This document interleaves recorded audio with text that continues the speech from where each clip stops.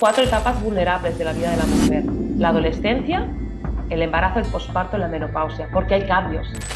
Claro, puede ser que una mujer, por lo que sea, no haga ese entrenamiento, no cambie esos hábitos de ponerte a hacer pis de pie, de empujar cuando haces pis. Si yo no voy cambiando todos esos hábitos, todo ese contexto puede hacer que esa situación vaya empeorando.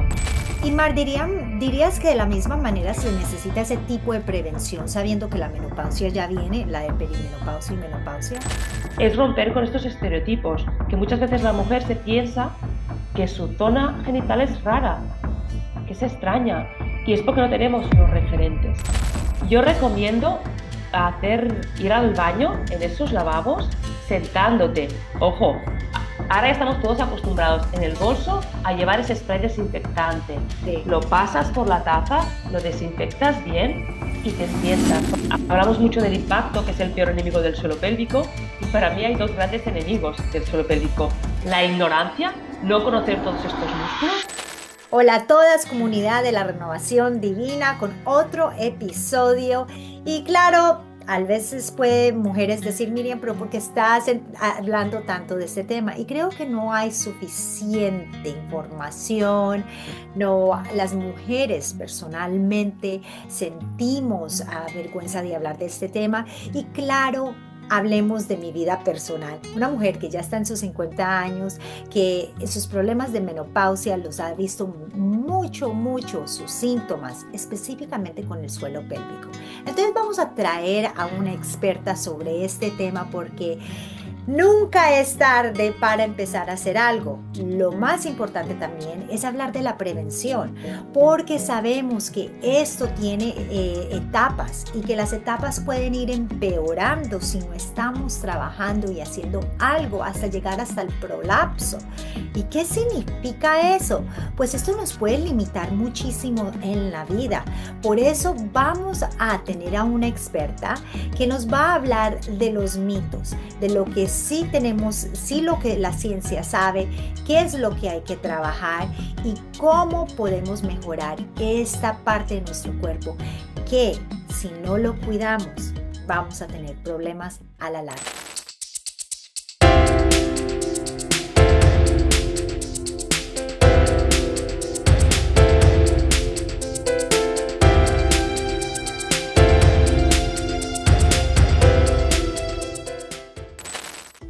Mar Puig, fisioterapeuta, experta en suelo pélvico, embarazo, posparto y menopausia. Es amante de las madrugadas silenciosas, sale a correr cuando el mundo aún duerme. Su pasión es ayudar a las mujeres a prevenir y tratar disfunciones del suelo pélvico, recuperando la confianza en su cuerpo para seguir disfrutando la vida. Uno de sus mayores retos es el desconocimiento sobre los genitales y el ciclo menstrual. Por eso dedica su trabajo a educar sobre la vulva, la salud pélvica y el placer a cualquier edad. Bienvenida, Mar Puig. Muchísimas gracias, Mar, por estar aquí. Bienvenida a la comunidad. Gracias, un placer. Mar, hablemos de este tema. Ya sabemos que esto nos queda de sobra. Sabemos que es un tema que las mujeres sienten mucha vergüenza, no saben a veces por dónde empezar y se pueden llegar a aguantar hasta en silencio lo que es etapas hasta vergonzosas que van empeorando con el tiempo. Notan que se sienten mejores. Yo sé que personalmente a veces noto que la incontinencia se puede volver de acuerdo a lo que estoy comiendo, tomando, haciendo durante ese día. Puede empeorar o ser mejor. ¿Cómo empezamos? ¿Por dónde empezamos a hablar de todo este tema? Una mujer que está viendo esto, ¿qué tiene que saber? Empecemos rompiendo mitos. Yo creo que lo más importante es que la mujer sepa que existe un suelo pélvico y que lo sepa ubicar en su cuerpo, Mm. sepa dónde ubicarlo y sepa tanto activarlo como relajarlo, como incluso estirarlo, que conozca ese movimiento muscular y que conozca esta parte del cuerpo para también poder percibir, ¿no? Como bien decías tú, sé que hay días que estoy mejor o hay días que estoy peor, porque hay mujeres que sí que van a ser capaces de notar cuando tienen esas pérdidas de orina, pero hay mujeres que ni tan solo lo notan. Y el primer paso para mí es conocer esta parte de tu cuerpo y empezarla a entrenar. Mal, has dicho mucho en ese pedacito, o sea, estirar, saber cómo entrenarlo. Empecemos, o sea, saquemos primero que todo una maqueta como para entender visualmente qué es el suelo pélvico y por qué este importa tanto, porque pasa por, a través de muchas etapas en nuestra vida. La parte, alcémoslo un poco más. El suelo pélvico al final es un conjunto de músculos, de fascias, de ligamentos, de tendones, que lo que hacen es tapizar la pelvis por debajo y sujetan todo lo que hay encima, que en el caso de la mujer es la matriz, la vejiga y los intestinos y el recto. Entonces, cuando estos músculos tienen algún problema, ya sea un problema de debilidad muscular, que no tengan una buena coordinación, que no tengan una buena respuesta al ejercitarte, al saltar, al correr, pueden aparecer algunos problemas, como has dicho tú antes, la incontinencia urinaria o los prolapsos. Entonces, lo importante es conocer esta parte de tu cuerpo, esta musculatura, y entrenarla para que responda correctamente a esos estímulos, que pueden ser una tos, un estornudo, gritar o salir corriendo porque se te escapa el autobús. Claro, entonces, ¿cómo empezamos a entrenar esta área? ¿Qué hay cuándo empieza todo esto? Por ejemplo, si tú tienes una adolescente, hay que empezarle a hablar de su suelo pélvico, porque en entrevistas anteriores me di cuenta de algo, que fue una falla que yo nunca trabajé mi suelo pélvico después de tener dos partos vaginales y fue algo que en realidad tuve que haber trabajado y no lo hice. ¿A qué punto tenemos que empezar a trabajar este tema y ser consciente de esta parte de nuestro cuerpo?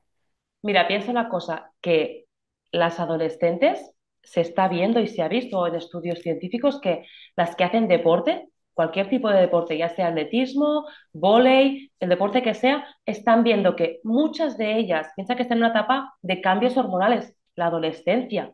Todo esto repercute a nivel de todos los sistemas, pero también a nivel del suelo pélvico. Se está viendo que estas chicas, un porcentaje muy elevado, tienen incontinencia durante la práctica deportiva y muchas de ellas, por lo que decías antes, es un tema que no se habla por vergüenza, por tabú, no lo comentan a sus preparadores físicos o incluso en casa con los padres. Entonces, yo creo que es muy importante hacer la prevención ya desde la adolescencia, porque si tú tienes incontinencia urinaria ya cuando eres adolescente, tienes muchas más probabilidades de que esa incontinencia se mantenga a largo plazo en la etapa adulta. Entonces, pasaría por empezar a educar a estas chicas a que conozcan estos músculos, a ser posible, obviamente, que un fisioterapeuta las asesorara para que empiecen a ejercitarlos y a prepararlos para esa práctica deportiva. Igual que se hace en el embarazo, que muchas mujeres, ¿no?, descubren el suelo pélvico, quizás hace 20 años no se hablaba tanto, pero la gran mayoría de mujeres en la actualidad que se quedan embarazadas ya empiezan a escuchar sobre el suelo pélvico, incluso a nivel del sistema de salud, ya se les ofrece clases para empezar a activar estos músculos y a prevenir esa incontinencia durante el embarazo y el posparto, porque se sabe que ejercitar estos músculos, empezar a tomar conciencia de ellos y tener buenos hábitos en todos los sentidos, de ingesta de líquidos, buenos hábitos alimentarios, buenos hábitos a la hora de ir al baño, todo esto va a hacer que se minimice el riesgo de estas pérdidas de orina.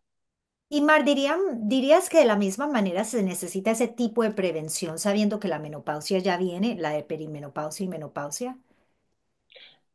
Sí, o sea, hay como, yo diría, cuatro etapas vulnerables de la vida de la mujer. La Ujú. adolescencia, el embarazo, el posparto y la menopausia, porque hay cambios.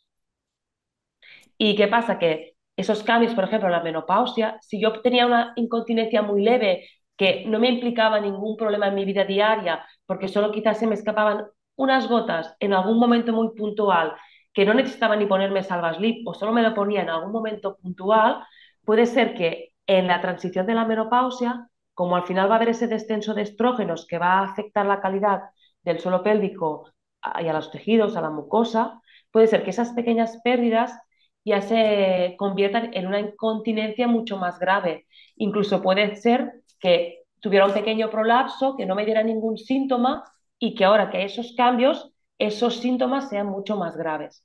Y para mí es un muy buen momento para empezar a trabajar los músculos. en la menopausia, que quizás ya tenemos como la vida un poquito más resuelta o estamos más tranquilas, nos podemos dedicar más tiempo a cuidarnos y es un momento muy bueno para empezar a ejercitar estos músculos. Nunca es tarde para empezar, pero creo que la menopausia es un muy buen momento.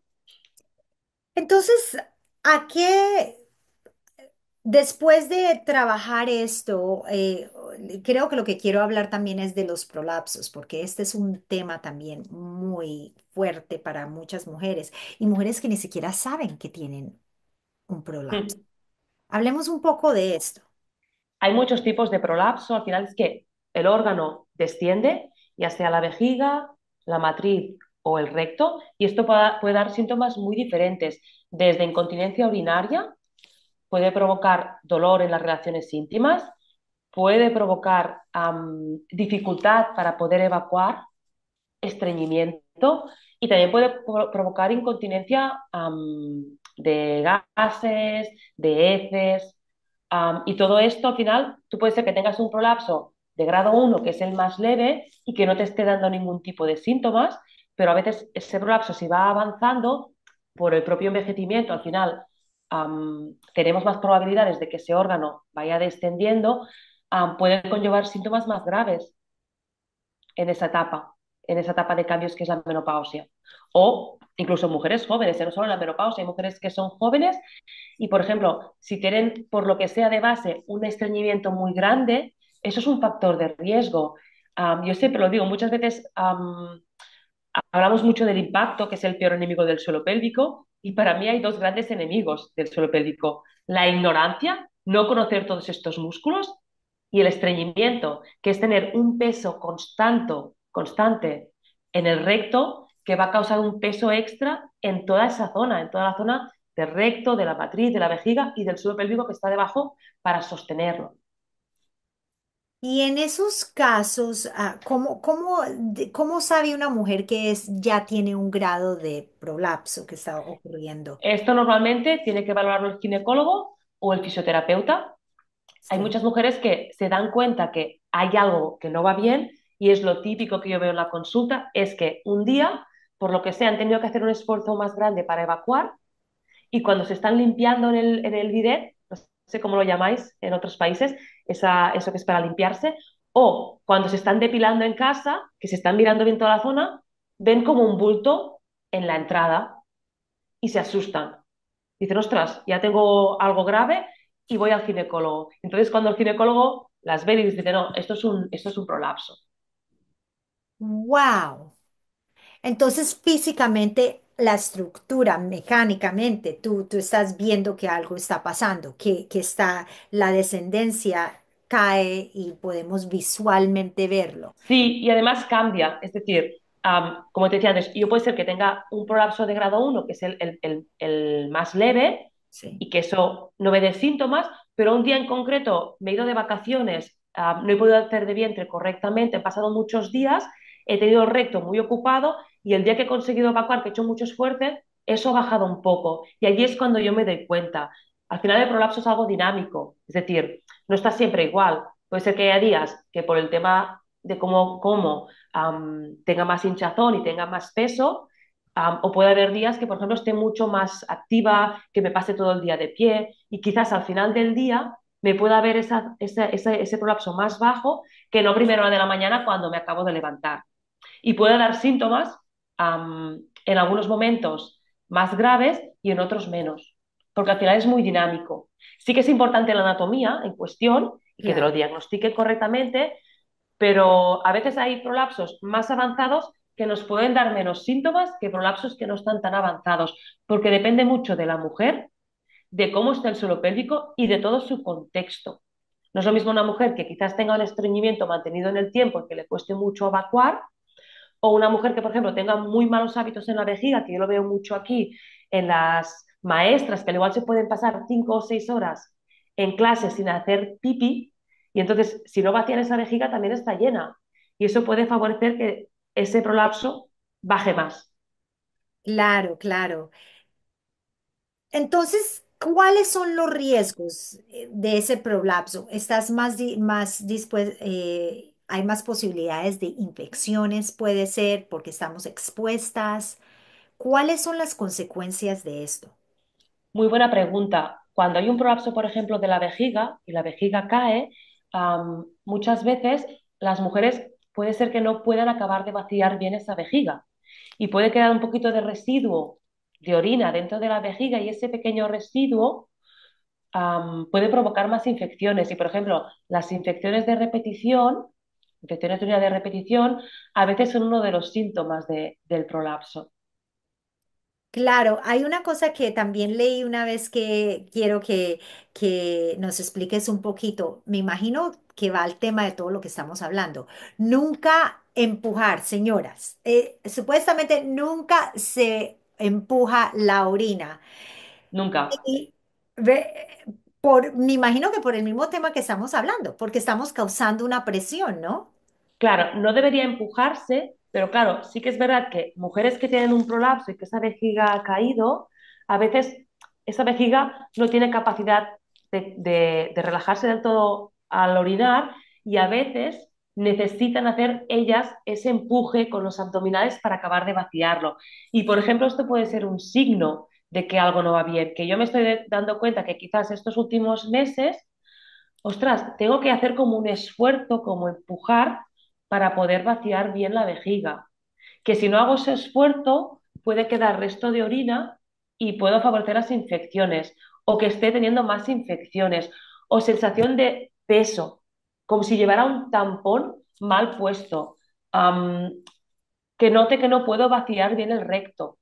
Todo eso, o que tenga incontinencia, son signos que me pueden hacer sospechar o que hay algún problema, que tengo alguna disfunción en el suelo pélvico o que quizás tengo un prolapso.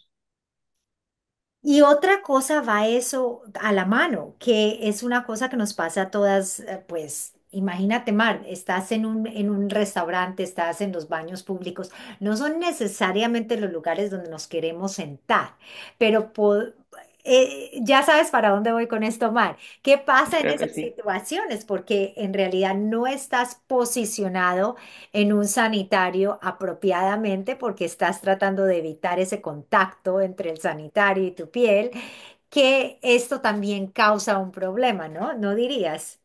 Yo recomiendo ir al baño en esos lavabos sentándote. Ojo, ahora estamos todos acostumbrados en el bolso a llevar ese spray desinfectante. Sí. Lo pasas por la taza, lo desinfectas bien y te sientas, porque al final hombre, si es una vez de vez en cuando no pasa nada, pero si tú, por ejemplo, en el trabajo tienes que ir cada día al lavabo y no quieres sentarte, eso es cada día. Entonces yo recomiendo sentarse en el lavabo, aunque sea un lavabo público, limpiarlo bien, que no cuesta nada, te limpias las manos y luego haces lo que tengas que hacer sentada.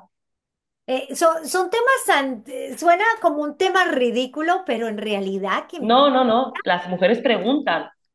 o sea, lo he notado más que nunca. O sea, no, es algo y justo que lo hablo hasta con mi hija de 19 años para que no se encuentre en la misma situación. Una madre de 75 años que está sufriendo de incontinencia. Yo ya lo estoy empezando a sufrir de 50. Lo último que quiero es que ella lo tenga que sufrir y qué medidas tiene que tomar empezando en esta adolescencia, en la edad que tiene. Am, el tema es que si tú no tratas u- un prolapso, al final, ¿qué es lo que sucede? O sea, al final de tus días, cuando ya tienes 80 años, 90 años, ¿este tema va a continuar empeorándose? Esto no lo sabemos muy bien realmente porque cada mujer tiene un contexto diferente. Sí. Entonces, cuando ya hay síntomas asociados al prolapso, incontinencia urinaria, estreñimiento, yo siempre recomiendo entrenar el suelo pélvico y las principales guías clínicas recomiendan que la primera intervención cuando hay síntomas asociados al prolapso es ese entreno de los músculos del suelo pélvico. Y muchas veces, entrenando estos músculos, ya mejoran todos esos síntomas. Claro, puede ser que una mujer, por lo que sea, no haga ese entrenamiento, no cambie esos hábitos de ponerte a hacer pis de pie, de empujar cuando haces pis, de tener un estreñimiento, de no vaciar la vejiga cuando toca. Si yo no voy cambiando todos esos hábitos, todo ese contexto puede hacer que esa situación vaya empeorando. Y en algunos casos, si esa situación empeora y con la fisioterapia del suelo pélvico la mujer no queda satisfecha con las mejoras de los síntomas, la opción que se plantea es la opción quirúrgica, que es operar. Pero claro, no es la primera opción, a no ser que sea un prolapso ya de grado 3 4 muy avanzado. Normalmente lo que vemos en la consulta son prolapsos de grado 1 grado 2 y tenemos muchas herramientas para poder trabajar de forma conservadora, ejercitando esos músculos para que la cosa no vaya a más. Pero sí que habrá casos en mujeres que si el prolapso es muy grande, también dependerá cómo le afecte a su vida diaria que decida operarse o no. Es decir, no es lo mismo quizás una mujer que el prolapso le está dando mucha sintomatología y tiene una vida activa y está trabajando y tiene 50 años y que diga, yo quiero hacer esta intervención, que quizás una mujer que tiene 75 y que no tiene cargas a nivel familiar de tener que cuidar a nietos, que hace una vida tranquila, que va a sus clases de yoga, de tai chi, y que a nivel de su vida diaria, en su día a día, no le da esa sintomatología o la poca que le da, ella la puede manejar. ¿Me explico? Claro, claro. Cuál es el porcentaje de éxito de una cirugía cuando estamos viendo ya un grado 3 o un grado 4?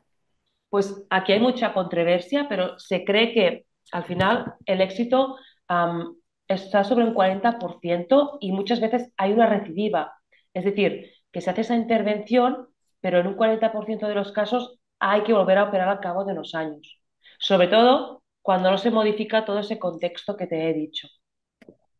Mar, esto empieza, ¿cuál es el porcentaje de mujeres que sufren esto? Y es esto de la cuestión de la incontinencia, el prolapso, o sea, alguna atrofia que va a suceder eventualmente. ¿Es esto de la misma manera que estamos viendo otros aspectos de la menopausia, por ejemplo, como la osteoporosis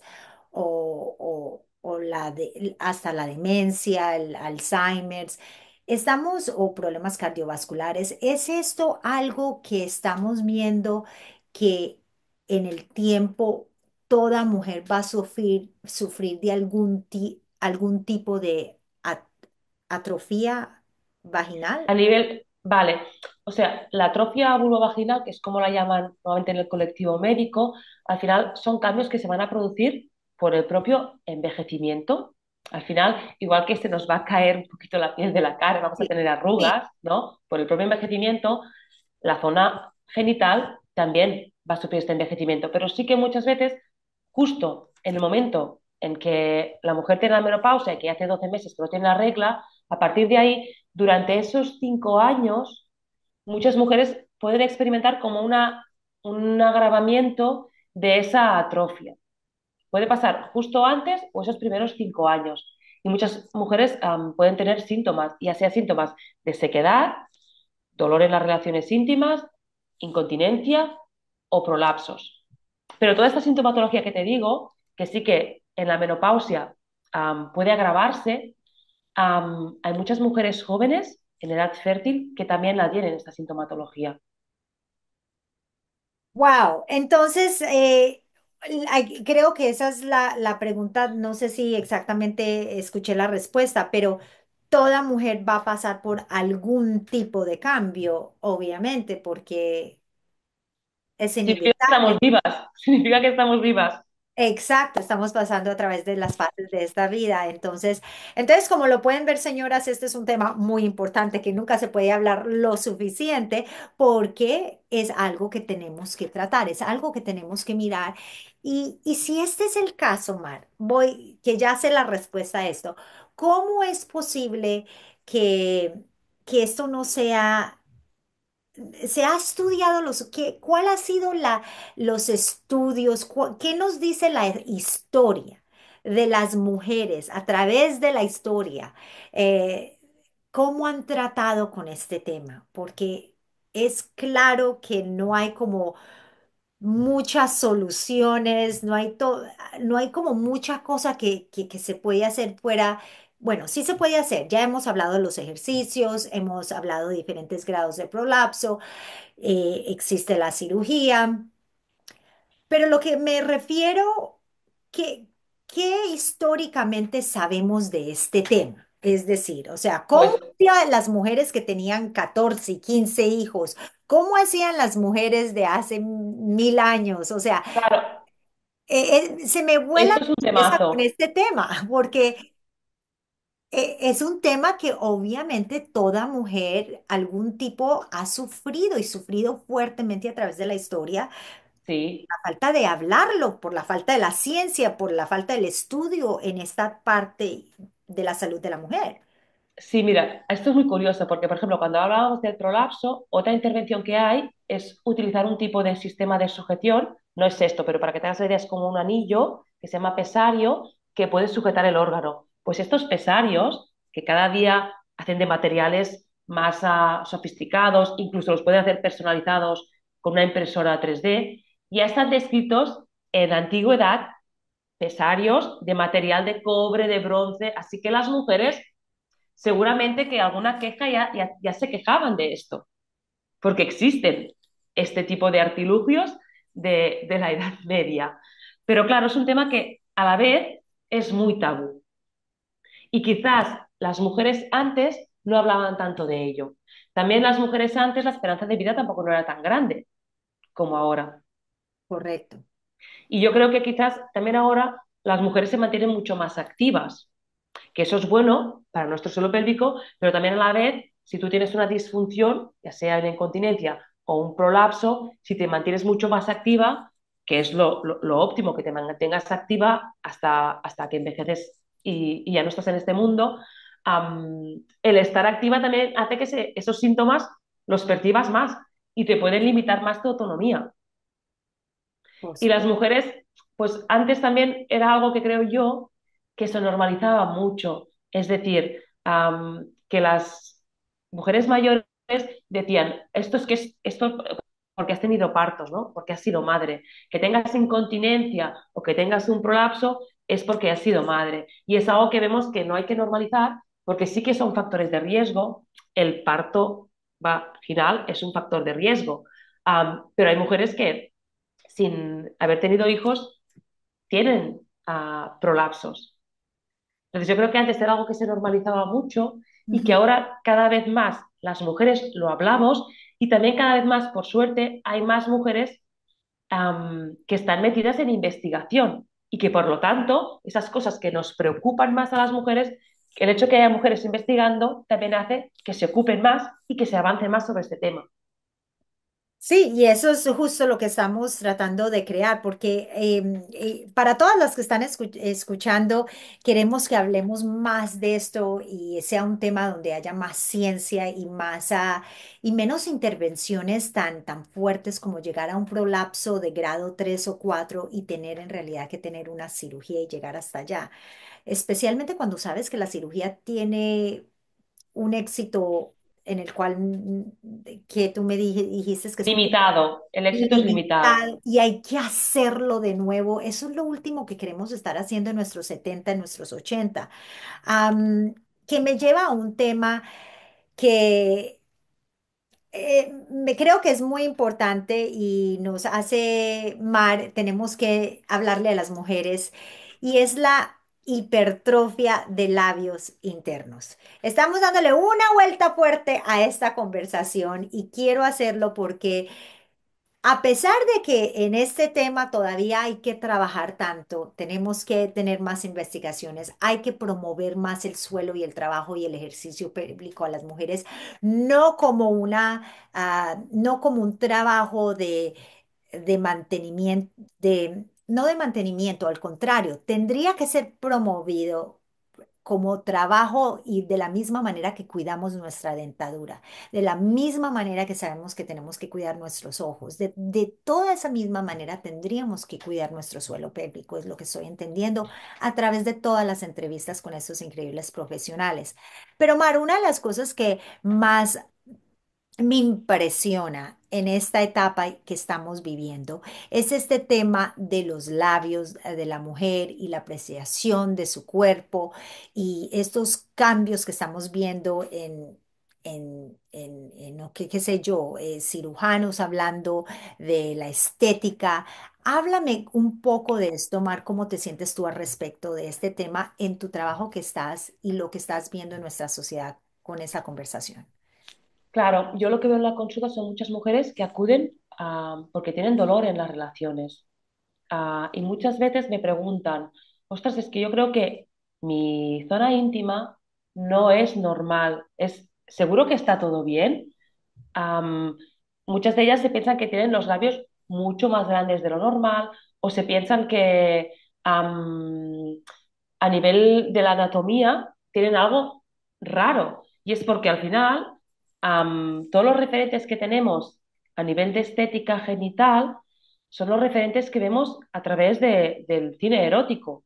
Y esos referentes suelen acabar siendo vulvas que son totalmente infantiles, con los labios súper juntos, sin nada de vello, con toda la zona genital o la zona perianal toda muy blanca, toda muy rosada, y esto no corresponde a la realidad, esto es ficción al final. Y claro, esta presión social hace que estas mujeres muchas veces no sepan si realmente sus genitales son normales.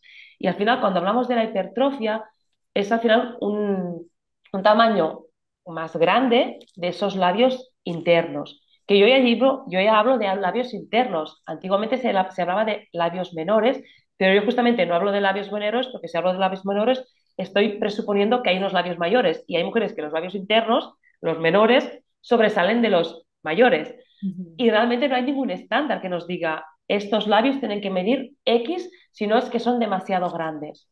Y muchas veces el trabajo que hacemos en la consulta, porque hay un dolor en la zona íntima durante las relaciones, aparte de trabajar lo que se tenga que trabajar a nivel del suelo pélvico, es romper con estos estereotipos, que muchas veces la mujer se piensa que su zona genital es rara, que es extraña, y es porque no tenemos unos referentes.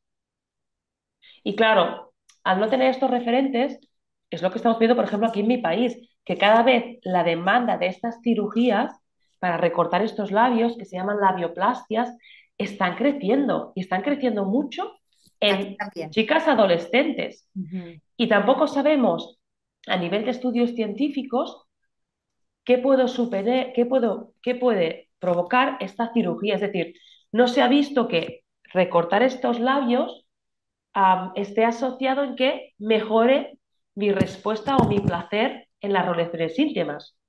Y tampoco sabemos si recortar estos labios puede tener consecuencias negativas en la salud.